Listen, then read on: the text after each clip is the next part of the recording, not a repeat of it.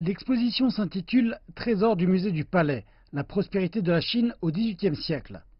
Elle présente 116 pièces, dont des costumes royaux, des portraits, des présents d'anniversaire et des faïences. Il s'agit de la deuxième coopération depuis 2006 entre le musée du Palais à Beijing et les musées du Kremlin à Moscou. Tianlong a été l'empereur de la Chine qui a régné le plus longtemps, ayant passé 60 ans sur le trône et 3 autres années en tant que conseiller émérite de son fils Jiaqing. Il était également un grand amateur d'art et un collectionneur avisé.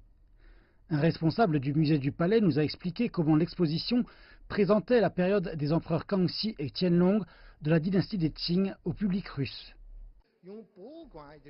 Les reliques culturelles devraient être sélectionnées selon l'intérêt du musée. Par exemple, pour organiser une exposition en Russie, celle-ci doit être appréciée et comprise par les Russes.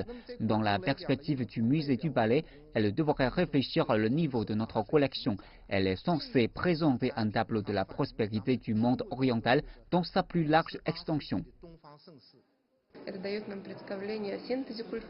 Le thème nous a permis de nous familiariser avec les caractéristiques culturelles de cette période et d'étendre notre imagination quant à la Chine de cette époque. La Chine fait honneur à la culture féconde, y compris aux échanges entre la Chine et l'Europe.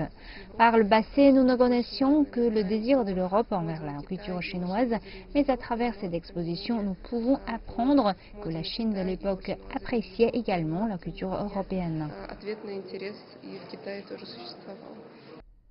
Afin de commémorer le 70e anniversaire de la mise en place des relations diplomatiques entre la Chine et la Russie et d'accroître leurs échanges culturels, les musées du Kremlin de Moscou organiseront à leur tour une exposition sur les rites de la cour russe au musée du Palais de Beijing en août de cette année.